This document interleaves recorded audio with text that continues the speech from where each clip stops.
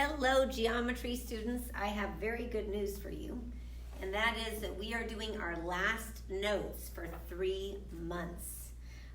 The reason is because we are doing the last notes of chapter 6, which is the last notes for this quarter, and you don't have math next quarter.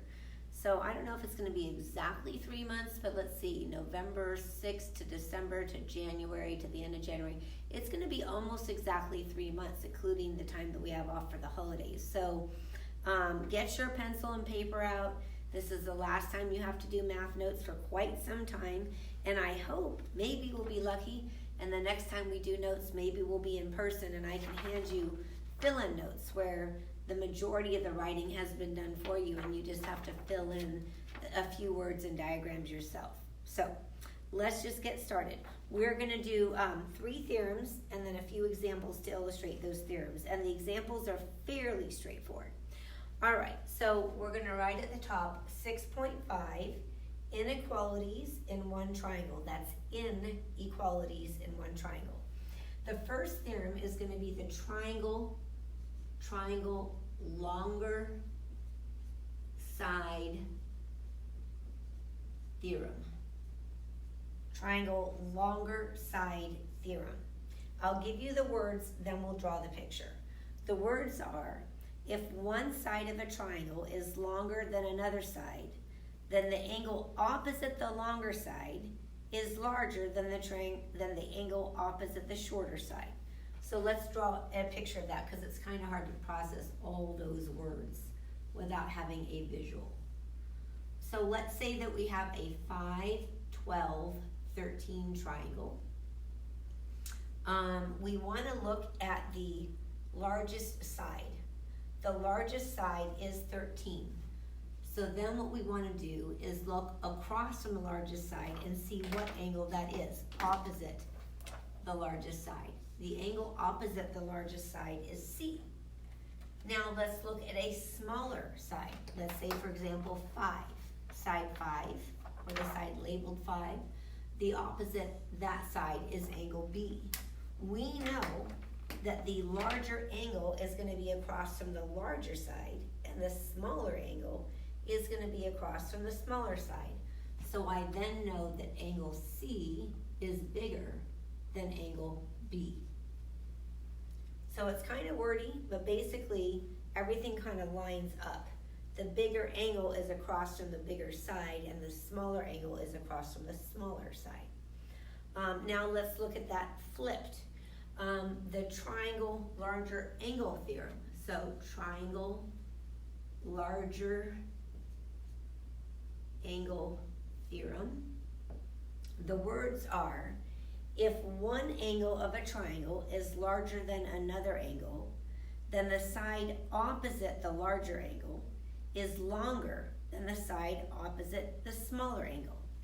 So let's do, for example, a triangle where we mark up all 3 angles. Let's label this also triangle ABC, and let's mark the angles as 30, 60, and 90. 30, 60, and 90. So in this example, we were looking at the sides to learn something about the angles. Here, we're going to look at the angles to learn something about the sides. So what is the biggest angle here? Obviously, the biggest angle is 90 degrees. So the side across from that, AB, is going to be the longest side. If we look at the 30-degree angle, the side across from it is going to be the smallest side. So I do know that side AB, or the length of side AB, is greater than the length of side AC, or just AC.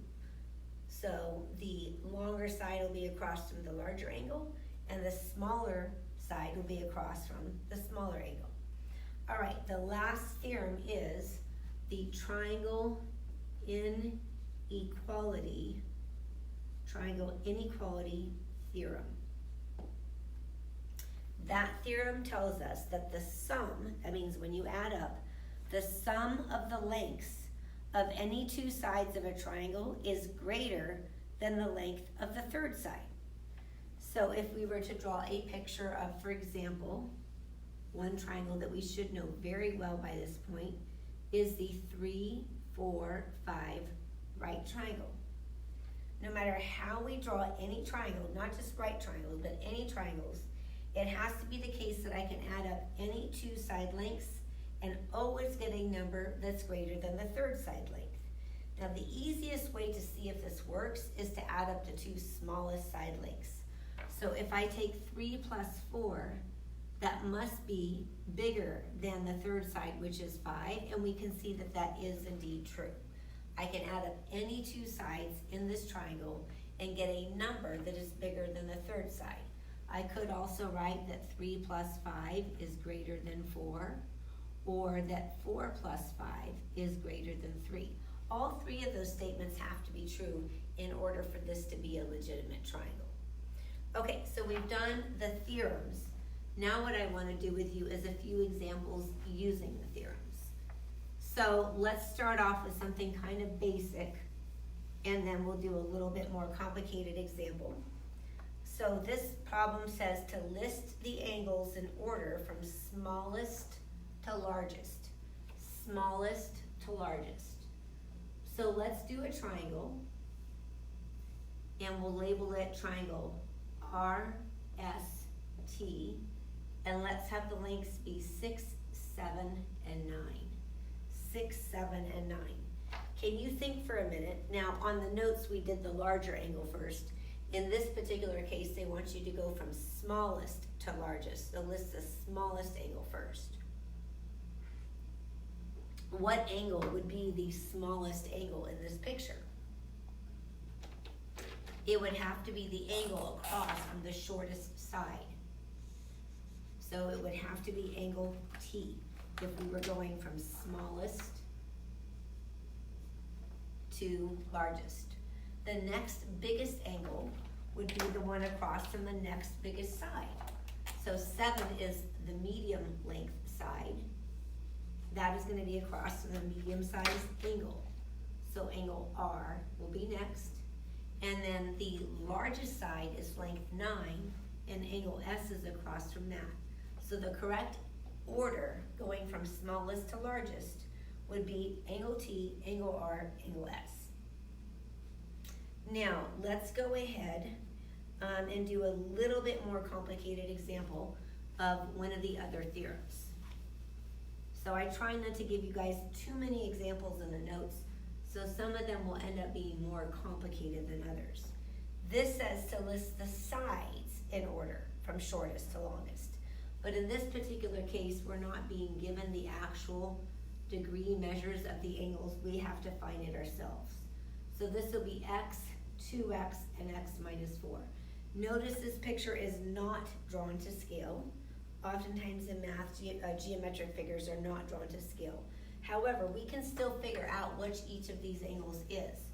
Can anyone write or think in their notes, how is it that I could find out the actual measure of each 3 angles?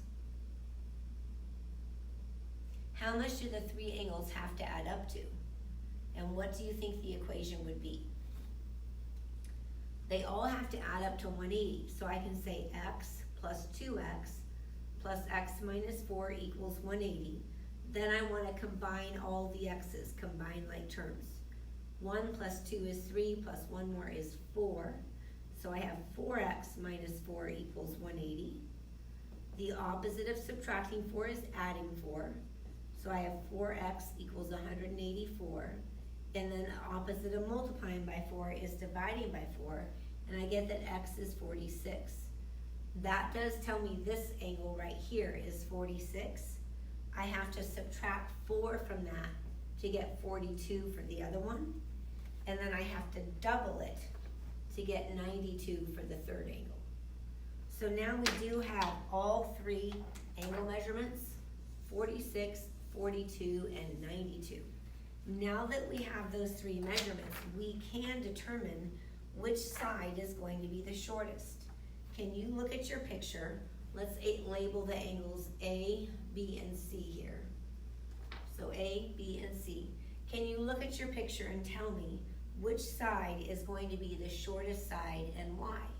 Which side will be the shortest side and why? should be side AB because it is across from the smallest angle. So the smallest side would be side AB. The medium length side will be across from the medium angle, which is across from 46, so that would be side BC. And then the longest side is going to be the one across from the largest angle, so that will be AC. So that would be the correct order from shortest to longest. Okay, let's do one or two more examples, maybe two more, just to make sure that you're getting everything you need for the homework.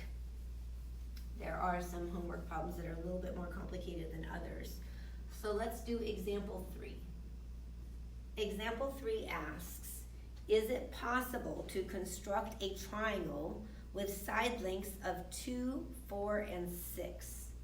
Could 2, 4, and 6 represent the side lengths of the side of a triangle? So this uses the third theorem that we talked about in the notes.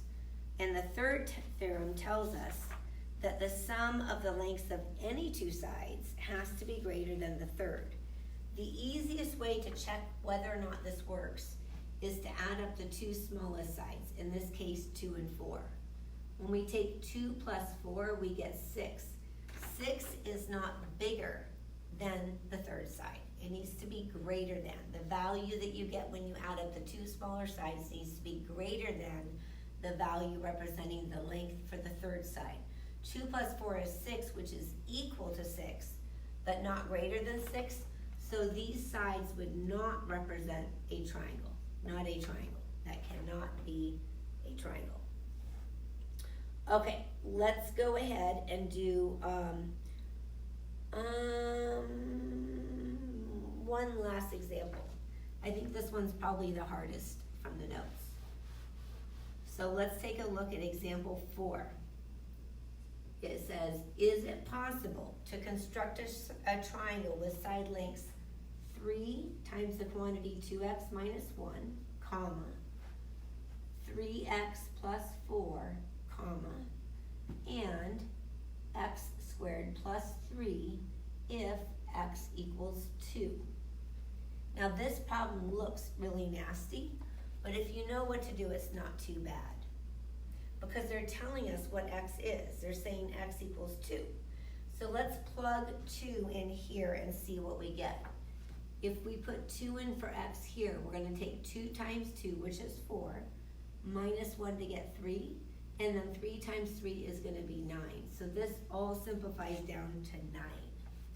Let's plug 2 into here. We're going to take 3 times 2, which is 6, plus 4 more, and get 10. And then let's plug 2 in here. 2 squared means 2 times 2, which is 4, plus 3 is 7. So now we have 3 side lengths, or potential side lengths, 9, 10, and 7. And the question is, could those represent the lengths of the sides of a triangle? Well, we need to be able to add up any 2 and get a length that is bigger than the third. So let's do the 2 smallest, which would be 7 and 9. If we take 7 plus 9, we get 16. 16 is bigger than 10, the third side length. And so, yes, this could represent the lengths of a triangle. All right, that's it. We're done with the notes. Good job, guys. See you soon in Zoom.